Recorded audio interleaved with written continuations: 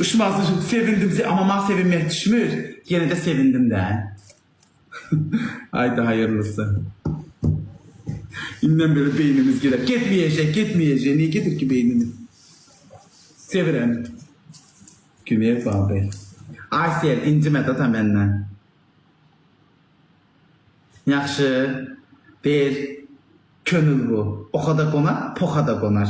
İndi benimki birine qondu.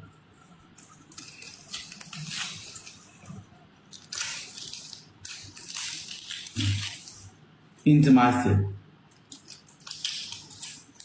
Öz yerinde.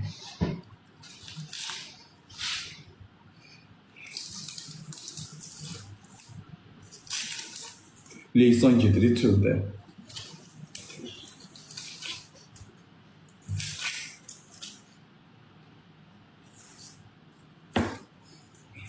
Allah xoşbəxt eləsin. Dayı evlən. Güney sen pişirəsən bunları. Bilirsən mi onu?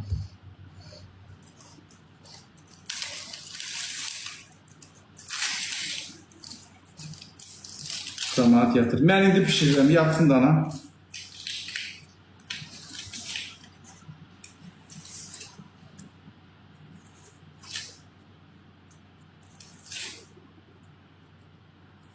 Dolu daha Günel kapım. Kur'an hakkı kapım doludur. Gel ye yat.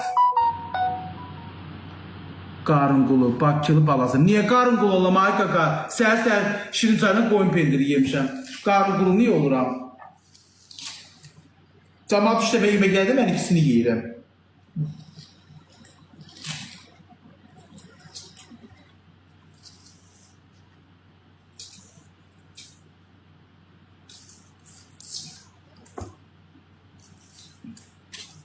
Oy Allah gözüm çıktı. Gözüm çıktı.